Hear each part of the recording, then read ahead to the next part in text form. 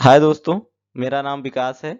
हम भारत का इतिहास पढ़ रहे थे, तो भारत के इतिहास का ये 10वां लेक्चर है और हम ऋग्वैदिक काल पूरा पढ़ चुके हैं। बहुत कम्प्रिहेंसिव तरीके से हमने ऋग्वैदिक काल को कवर किया है और उससे रिलेटेड क्वेश्चन को भी हमने देखा। करीब 50 क्वेश्चनों को हमने देखा है। अब उसी क्रम में हम आज आगे बढ़ेंगे और आज हम पढ़ेंगे द्वितीय नगरी क्रांति। द्वितीय नगरी क्रांति कब से स्टार्ट होता है? 600 बीसी से इसको माना जाता है, स्टार्ट माना जाता है। इसको द्वितीय नगरी क्रांति इसलिए बोला जाता है क्योंकि प्रथम नगरी क्रांति किसको बोला जाता है? प्रथम नगरी क्रांति बोला जाता है जो हड़प्पन सिविलाइजेशन थी, हड़प्पा सभ्यता थी। हड़प्पा सभ्यता को प्रथम नगरी क्रांति बोला जाता है क्योंकि जो हड़प्पा सभ्यता के लोगों का रहन सहन था पूरा का पूरा एकदम शहरी तरीके से था, या तो कह सकते हैं कि एकदम नगरी था। तो इस वजह से उसको प्रथम नगरी क्रांति या तो प्रथम मतलब कि नगरी सभ्यता भी उसको बोला जाता है। तो आज स्टार्ट करते हैं इसको। ये कब स्टार्ट हुआ था? जो द्वितीय नगरी क्रांति स्टार्ट हुआ था 6ठी शताब्दी ईसा पूर्व, मतलब 600 बीसी के अराउंड ये स्टार्ट हुआ था। तो 600 बीसी के अराउंड ये मान लिया गया था कि जो द्वितीय नगरी क्रांति स्टार्ट हुआ था। लेकिन इसका स्टार्ट होने का सबसे मतलब ये द्वितीय नगरी क्रांति होने का सबसे बड़ा कारण क्या था? जो मतलब कि 1000 बीसी के आसपास, 1000 बीसी के आसपास जो लोहे की खोज होती है। हमने ऋग्वैदिक काल में पढ़ा था कि मतलब कि हमने ऋग्वैदिक काल को या तो वैदिक काल को हमने दो भागों में बांटा था। एक था ऋग्वैदिक काल, एक था उत्तर वैदिक काल। तो ऋग्वैदिक काल में तो लोग पशुचारण करते थे, कृषि मतलब कि बहुत एक तरीके से कह सकते हैं कि मार्जिनलाइज कृषि करते हैं, जो बस उस खाने के लिए बस कृषि करते हैं, कोई मतलब बहुत बड़े लेवल पर कृषि नहीं करते हैं। और जब लोहे की खोज हो जाती है तो इनके पास एक बहुत अच्छे हथियार, मतलब कि कृषि के लिए बहुत अच्छे औजार बना लेते हैं। तो कृषि में क्या होता है कि कृषि में इसकी उत्पादकता बढ़ जाती है। जब कृषि की उत्पादकता बढ़ जाती है तो जमीन का महत्व बढ़ने लगता है, और जमीन का जब महत्व बढ़ने लगता है तो लोग आपस में लड़ने लगते हैं जमीन के महत्व मतलब कि जमीन के लिए, या जमीन का जो खंड होता है, लोगों में ये भावना आने लगी कि हमारा ज़्यादा से ज़्यादा चीज़ों पे अधिकार होना चाहिए। तो यानी कि धीरे-धीरे एक तरीके से कह सकते हैं कि जो राज्य छोटे-छोटे कबीलों में बँटे थे, अब बड़े-बड़े जनपदों में बँटने लगे। यानी कि उनका एरिया बढ़ने लगा। उनका एरिया बढ़ने का सिर्फ़ एक ही कारण था कि जो शासक वर्ग था, यानी कि उसमें भी अब शासक वर्ग भी आने लगा। जब इनमें क्या हुआ कि अब थोड़ा अर्थव्यवस्था में सुधार हुआ तो शासक वर्ग का उदय होने लगा। तो हम क्या देखते हैं कि जो भारतीय उपमहाद्वीप में प्रथम नगरीय क्रांति किसको बोला जाता है? जो हड़प्पा काल है उसको प्रथम नगरीय क्रांति बोला जाता है। कब से हुआ था? 2500 से 1500 ईसा पूर्व में हुआ था। जो ये हड़प्पा काल हुआ था 2500 से 1500 ईसा पूर्व में घटित हुआ था। और इसका क्षेत्र सप्त सिंधु प्रदेश था। सप्त सिंधु प्रदेश आज का जो पंजाब हरियाणा वाला क्षेत्र है उसी को सप्त सिंधु प्रदेश बोला जाता है। तो उस काल में क्या हुआ था? हड़प्पा, मोहनजोदड़ो, लोथल, धौलावीरा जैसे नगरीय केंद्रों के प्रमाण मिलते हैं। मतलब कि उस टाइम पे क्या था कि हमको प्रमाण मिलता है कि जो हड़प्पन का सभ्यता थी कि लोग जो थे शहरी तरीके से रहते थे। उनमें अच्छे-अच्छे मतलब कि सड़कें होती थी, नालियाँ होती थी। तो इस वजह से उसको नगरी सभ्यता बोला गया था। जबकि द्वितीय नगरीय क्रांति जो थी, द्वितीय नगरीय क्रांति क्या थी? ये 6ठी शताब्दी ईसा पूर्व में घटित हुई और इसका जो केंद्र था, इसका केंद्र क्या था? गंगा यमुना का दोआब और बिहार का क्षेत्र था। यानी जो गंगा यमुना का दोआब वाला क्षेत्र और बिहार का पश्चिमी वाला क्षेत्र है, तो यहाँ पे क्या हुआ था? द्वितीय नगरीय क्रांति का उदय हुआ था। यानी कि जो मतलब अब धीरे धीरे लोग नगरों के रूप में उदय होने लगा था, और यहाँ पे जनसंख्या का कंसंट्रेशन भी ज़्यादा होता था क्योंकि जो जमीन की उत्पादकता होती थी, जमीन की उत्पादकता ज़्यादा थी यहाँ पे, जमीन की उत्पादकता ज़्यादा थी। इस वजह से नगरों का कंसंट्रेशन मतलब कि लोगों का कंसंट्रेशन यहाँ पे ज़्यादा था, या कह सकते हैं पॉपुलेशन डेंसिटी यहाँ पे ज़्यादा था। आज भी अगर हम देखते हैं, जैसे मान लीजिए कि जो ऐसा एरिया है, जैसे मान लीजिए कि वहाँ पे ज़मीन जो है फर्टाइल नहीं है या उपजाऊ ज़मीन नहीं है, जैसे मान लीजिए कि आज का झारखंड हो गया या छत्तीसगढ़ हो गया, या कह सकते हैं जो नॉर्थ ईस्टर्न स्टेट हैं, तो वहाँ पे हम देखेंगे कि ऐसा नहीं होता कि मतलब पॉपुलेशन डेंसिटी बहुत कम होता है। जैसे कि अरुणाचल प्रदेश की बात करें तो वहाँ पॉपुलेशन डेंसिटी करीब 17 है, मतलब 17 व्यक्ति पर किलोमीटर स्क्वायर है। तो यानी ये कह सकते हैं कि जहाँ अगर जमीन फर्टाइल नहीं होगा तो वहाँ पॉपुलेशन डेंसिटी भी कम होगी।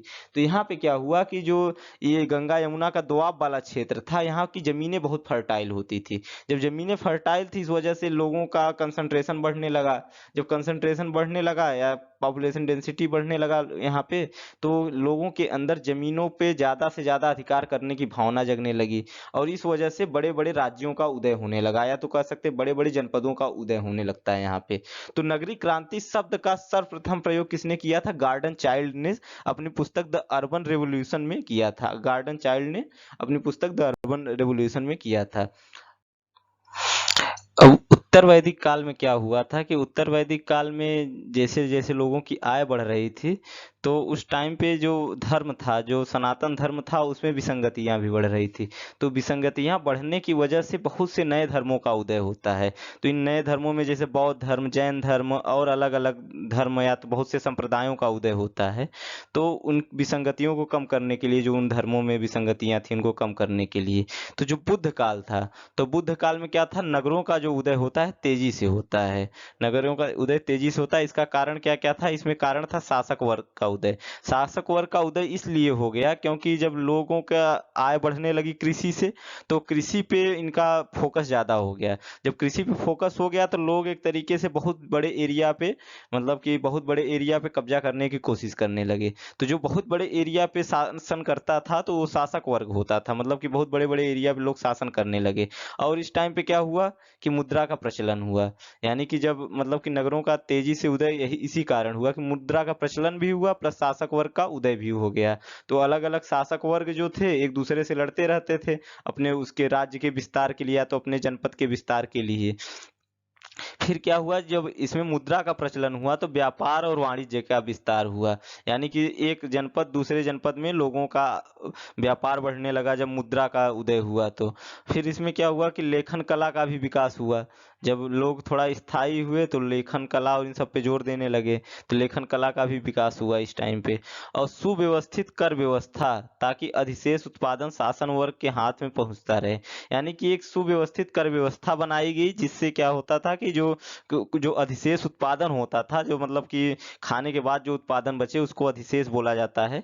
तो जो अधिशेष उत्पादन होता था जो शासक वर्ग होता था उसके पास पहुंच जाता था। इस मतलब कि जब ये सिस्टम बना दिया गया एक तरीके से, अब राजाओं का उदय होने लगा। अभी तक थोड़ा थोड़ा जैसे कबीलाई जीवन होता था, फिर अब धीरे धीरे मतलब कि लोग सभ्यता की तरफ कह सकते हैं, अब नगरों की तरफ, या कह सकते हैं कि ये राजाओं की तरफ, मतलब कि राजाओं जैसा जीवन अब होने लगा था। जो राजा हम देखते हैं महाभारत में देखते हैं, तो उस उन सब चीजों का उदय होने लगा था इस टाइम पे। और ये कब हो रहा था? लगभग 600 बीसी के बाद का टाइम पीरियड है। इस काल में बौद्ध साहित्य के 6 नगरों का उल्लेख मिलता है। बौद्ध साहित्य में मतलब 6 प्रसिद्ध नगरों का उल्लेख मिलता है। कौन कौन से थे? एक था चंपा था, राजगृह था, श्रावस्ती था, साकेत था, कौशाम्बी था और वाराणसी था। यानी कि अब अलग अलग नगरों का उदय होने लगा था इस समय पे, जिसे मतलब छोटे छोटे नगरों का उदय होने लगा था। अब एक तरीके से हम अभी मोटा मोटा जो द्वितीय नगरीय क्रांति हुआ था कि क्या क्या उसकी विशेषताएं थी, नगर थे क्या क्या, मतलब एक क्वालिटी होनी चाहिए, एक नगर होने के लिए क्या क्या क्वालिटी होनी चाहिए, या तो नगर वो कैसे बने, ये सब चीजें देख रहे हैं। आगे हम महाजनपद काल पढ़ेंगे तो उसमें बहुत डिटेल में पढ़ेंगे चीजों को। तो आगे देखते हैं कि विशेषताएं क्या है। मतलब कि मतलब कि उस टाइम पे जो महाजनपद या जो जनपदों का उदय हुआ था, जो नगरों का उदय हुआ था, इनकी विशेषताएं क्या थी? पहली विशेषता क्या थी? पंच्ड मार्क, यानी कि जो आहत मुद्रा थी। यानी अब मुद्रा जो थी, मुद्रा पे क्या होता था? कोई सिंबल होता था। मुद्रा पे क्या करते थे? जैसे मान लीजिए मुद्रा हो गया तो इस पे कोई सिंबल बना देते थे, मतलब कि दिखाने के लिए कि मेरे राज्य की मुद्रा है। तो इसमें क्या हुआ कि जो मुद्राओं का उदय किसमें होता है? अब सिक्कों का प्रचलन 5वीं शताब्दी ईसा पूर्व में हुआ। इन्हें आहत सिक्के कहा जाता है, क्योंकि इनमें क्या होता था? पेड़, मछली, जानवरों की आकृति के ठप्पे मारकर बनाए जाते थे। अगर मान लीजिए कि कोई अगर जैसे उसकी कांसे का अगर कोई वो बना रहा है, सिक्का बना रहा है, तो दो तीन अलग अलग जनपद वो नगर हैं, तो अलग अलग नगरों ने अगर मान लीजिए कांसे का अगर सिक्का बनाया, तो अगर उस पर अलग अलग सिंबल नहीं रखेंगे तो लोगों में कंफ्यूजन होगा। इस वजह से क्या करते थे कि अलग अलग सिंबल क्या कर दिया जाता था, उसमें मार्क कर दिया जाता था। उसी को क्या बोला जाता था? आहत सिक्के। यानी जिन सिक्कों पे कोई मार्किंग होती थी उसको आहत सिक्के बोला जाता था। ये भारत में क्या थे, प्राचीनतम सिक्के थे। आहत सिक्के मुख्यतः चांदी के मिले हैं, और कुछ तांबे के सिक्के भी मिले हैं। यानी कि जो आहत सिक्के होते थे मुख्यतः किसके होते थे, चांदी के होते थे। बाद में कुछ जो है तांबे के भी मिले थे। बाद में हम लोग पढ़ेंगे सातवाहन काल में शीशे के भी सिक्के चलाए थे राजाओं ने। तो जो मतलब अगर कोई पूछे, मतलब कहीं अगर क्वेश्चन आए कि अगर सिक्कों का उदय हमको किस काल से हमको पता चलता है, तो एक तो 5वीं शताब्दी ईस्वी से हमको पता चलने लगता है। महाजनपद काल से हमको सिक्कों का पता चलने लगता है कि अब सिक्कों का उदय हुआ है, यानी कि अब सिक्के बनने लगे थे। आगे देखते हैं। बौद्ध साहित्य में आहत सिक्कों को कारसार्पण या काहापण कहा गया है। जो बौद्ध साहित्य में सिक्कों को क्या बोला गया है, कारसार्पण या काहापण। और जो सिक्कों का अध्ययन होता है, सिक्कों का अध्ययन को इंग्लिश में क्या बोला जाता है, न्यूमिस्मैटिक्स बोला जाता है। जो स्टडी ऑफ कॉइन्स को क्या बोलते हैं, कॉइन्स स्टडी ऑफ कॉइन्स को बोलते हैं न्यूमिस्मैटिक्स। न्यूमिस्मैटिक्स न्यूमिस्मैटिक्स तो सिक्कों का अध्ययन आज भी लोगों के, बहुत से ऐसे लोग होते हैं जो उनको मतलब सिक्के कलेक्ट करने के, पुराने पुराने सिक्कों को कलेक्ट करने का शौक होता है। उससे इतिहास का भी पता चलता है। अब क्या हुआ कि अगला क्या क्या क्वालिटी थी, जो नगर थे उनकी अगली क्वालिटी थी व्यापार और वाणिज्य। यानी कि जब नगरों का उदय हुआ तो उसमें क्या हुआ कि जो सिक्कों के विकास के कारण अब जो वाणिज्य और व्यापार था इसको बढ़ावा मिला। तो वाराणसी जो था, अभी हमने अलग अलग 6 नगरों के बारे में देखा, तो 6 नगरों में एक वाराणसी भी था। वाराणसी को सबसे प्राचीनतम नगर भी बोला जाता है। तो वाराणसी क्या था, वाराणसी बुद्ध काल में महान व्यापारिक केंद्र था। यानी कि बहुत बड़ा व्यापारिक केंद्र जो था वाराणसी था। यानी कह सकते हैं जो गंगा यमुना दोआब या तो बिहार वाले क्षेत्र को मिला के जो द्वितीय नगरी क्रांति हुई थी, उसका एक व्यापारिक केंद्र हो। इस काल में 3 प्रमुख बंदरगाहों का उल्लेख मिलता है। एक तो है भड़ौच। ये भड़ौच कहाँ पे है, गुजरात में है। और ये पश्चिम तट का सबसे प्रसिद्ध और सबसे बड़ा बंदरगाह था ये। और इसे भृगु या बेरी गाजा भी कहा जाता है। ये क्वेश्चन पूछा जाता है कि ये भड़ौच कहाँ पे स्थित है, या तो भड़ौच तो आज भी उसको बोला जाता है शायद, जो गुजरात में है जगह भड़ौच आज भी। और एक था सोपारा। सोपारा कहाँ है, महाराष्ट्र के पश्चिमी तट पे था।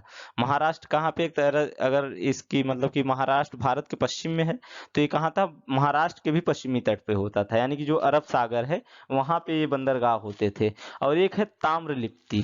ताम्रलिप्ति जो बंदरगाह है बंगाल के पूर्वी तट पे होता था। यानी कह सकते हैं जो हावड़ा और जो बंगाल कोलकाता में जो बंदरगाह है वहां पे उसको क्या बोला जाता था, ताम्रलिप्ति बोला जाता था। इस काल में बौद्ध पुस्तक बाबेरी जातक में मध्य एशिया को नियति किए जाने वाले वस्तुओं की सूची में निर्यात किए जाने वाले, यहाँ पे निर्यात होना चाहिए, निर्यात किए जाने वाले वस्तुओं की सूची में मोरों और कौओं का उल्लेख मिलता है। यानी कि ये दर्शाता है कि जो बाबेरू जातक एक पुस्तक थी, इससे हमको ये पता चलता है कि इनका व्यापार कहाँ होता था, मध्य एशिया में होता था। ये लोग मध्य एशिया से व्यापार करते थे, मध्य एशिया में व्यापार करते थे अपना। उस टाइम पे ऐसा कुछ नहीं था कि बहुत बड़ी सीमाएं होती थी या जो आज के राज्य दिखाई पड़ते हैं। उस टाइम पे जैसे हम कह सकते हैं भारत का जो मान लीजिए उत्तर प्रदेश ही है, तो उत्तर प्रदेश में ही पता नहीं कितने देश थे, मतलब अलग अलग राज्य होते थे। तो हमको किससे पता चलता है कि लोग मध्य एशिया से व्यापार करते थे, बावेरू जातक पुस्तक से पता चलता है। और अब क्या था, श्रेणी संगठन। यानी कि जब नगरी क्रांति में अब श्रेणी संगठन भी हो गया था। यानी सर्वप्रथम इसी काल में व्यवसायियों की श्रेणी और श्रेणी धर्म का उल्लेख मिलता है। और व्यवसायियों का संगठन या कार्य करने वाले लोगों का समूह श्रेणी कहलाता था। यानी जो एक तरीके का कार्य करता था उसको मतलब कि उसको श्रेणी बोला जाता था, और उनका संगठन होता था। और श्रेणी का जो प्रमुख होता था उसको श्रेष्ठीन या जेत्थक बोला जाता था। जो श्रेणी का प्रमुख होता था उसको श्रेष्ठीन या जेत्थक कहा। अगला है सार्थवाह। तो सार्थवाह में क्या होता था, ये जो सार्थवाह होते थे व्यापारियों की श्रेणी का प्रधान होते थे। यानी जो व्यापारी होते थे, अब व्यापारियों की जो श्रेणी होती थी, यानी कि जैसे मान लीजिए कि एक जो व्यापार हो गया, तो एक व्यापार से क्या होता है, जो व्यापारों का संगठन होता था। मान लीजिए कोई जो लोग हैं, जैसे मान लीजिए कि लोहे का व्यापार कर रहे हैं, तो जो लोहे के व्यापारी हैं उनके समूह को क्या बोला जाता था, श्रेणी बोला जाता था। और जैसे मान लीजिए कि जो जो अनाज का व्यापार कर रहे हैं या जो कपड़े का व्यापार कर रहे हैं, जो अनाज व्यापारी हैं, तो इनकी भी एक श्रेणी हो गई। तो इन श्रेणी को मिला के इन श्रेणी का जो प्रमुख होता था उसको सार्थवाह बोला जाता था। जो इन श्रेणियों का प्रमुख होता था उसको सार्थवाह बोला जाता था। और ये क्या करता था, एक तरीके से इनका बैंक का कार्य करता था। यानी हम कह सकते हैं, जैसे मान लीजिए कि आज का जो मतलब आरबीआई है, तो आरबीआई क्या है, जो अलग अलग बैंक है, तो इन बैंकों का भी प्रमुख होता है। मतलब जो अलग अलग बैंक देखते हैं हम लोग, सरकारी या तो प्राइवेट जो भी बैंक होते हैं, तो उनका भी एक तरीके से bank bank of the bank इसको बोला जाता है, यानी बैंकों का बैंक इसको बोला जाता है। तो उसी तरीके से क्या होता था, जो सार्थवाह होता था श्रेणियों का प्रधान होता था।